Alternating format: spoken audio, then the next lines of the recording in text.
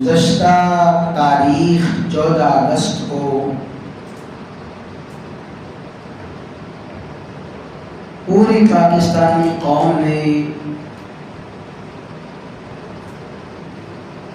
پاکستان کے قیام اور وطن عزیز کی آزادی کا جشن منایا۔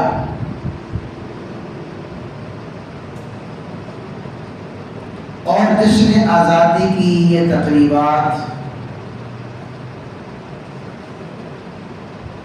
آج بھی یقیناً ہو رہی ہیں۔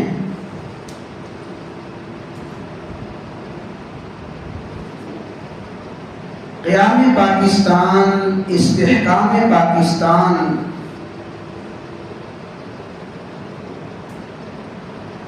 اور پاکستان کی آزادی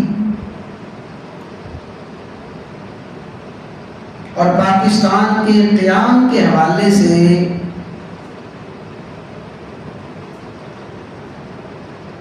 جب بھی بات کی جائے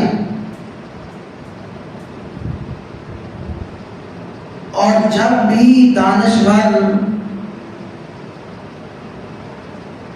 صحیح شعور اور صحیح علم رکھنے والے حضرات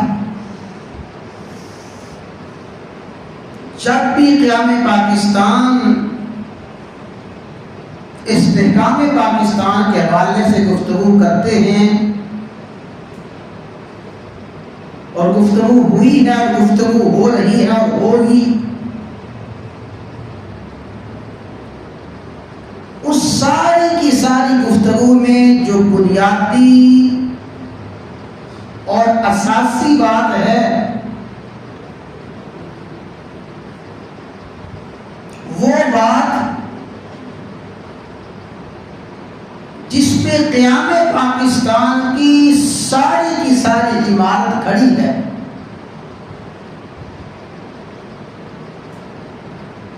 اور وہ بات جس کو بنیاد بنا کے قیام پاکستان کی تحریک شروع کی گئی، اور اسی بات اور اسی نظریے کو سامنے رکھتے ہوئے ساری کی ساری جدوجہد کی گئی۔ قید بند کی صعوبتیں ہزاروں انسانوں کا اپنی جانوں کو قربان کرنا اور نوجوانوں کا تختہ دار کو چوم لینا، بے شمار والدین کے سہاروں کا چھین جانا، بے شمار معصوم پاک باز خواتین کی عزتوں کا لٹنا، اور آخر میں تاریخ انسانیت کی سب سے بڑی کٹھن اور مشکل ترین ہجرت کا پیش آنا، اس ساری جدوجہد کی بنیاد، ان تمام قربانیوں کی بنیاد کیا بات تھی، کیا نظریہ تھا؟ اسی پہ انشاءاللہ العزیز چند باتیں عرض کرنی ہیں۔ اللہ تعالیٰ کچھ مقصد کی باتیں کہنے کی، سننے کی توفیق عطا فرمائے۔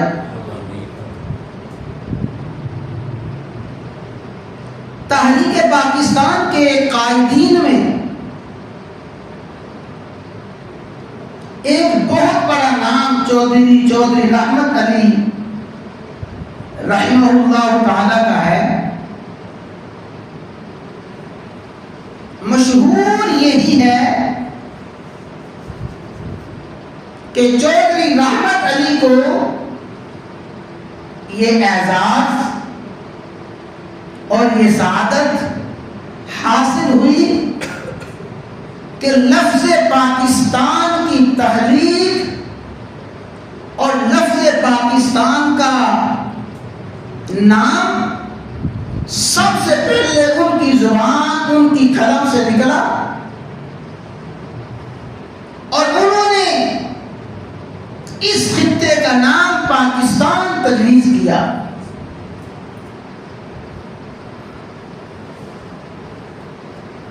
چودھری رحمت علی لفظ پاکستان کے خالق بنے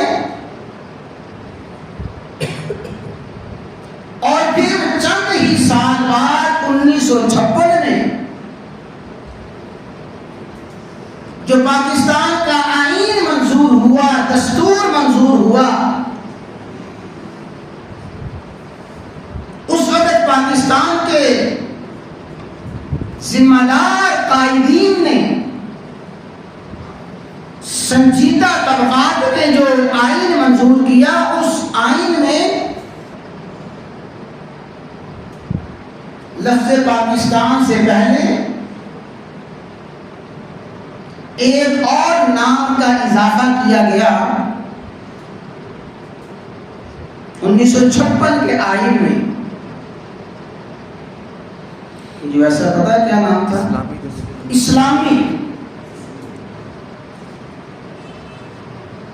اسلامی لفظ اور اسلامی الفاظ 1956 کے آئین میں لفظ پاکستان سے پہلے دستور ساز ادارے نے تجویز کیے اور اسلامی کے ساتھ جمہوریت کے الفاظ کا اضافہ کر کے وطن عزیز کا پورا نام رکھا گیا اسلامی جمہوریہ پاکستان۔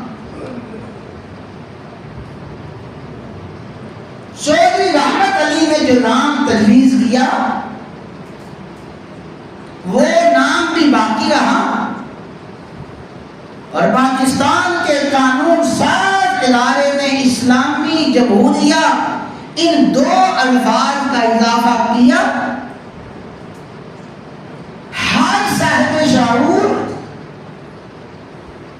ہر سمجھ بوجھ والا انسان اس بات کو بخوبی سمجھ سکتا ہے کہ وطن عزیز میں، اس مملکت خداداد میں جو سب سے پہلی اور بنیادی اور اساسی بات ہے وہ اسلام ہے۔ جمہوریت اسلام کے تابع ہے، پاکستان اسلام کے تابع ہے۔ سب سے پہلے اسلام، جمہوریت اور پاکستان اس کے تابع ہے۔ کسی بھی دور میں کسی بھی صاحب شعور نے، کسی بھی صاحب بصیرت نے یہ کہنے کی جرات نہیں کی کہ ہم اس سے، ان الفاظ سے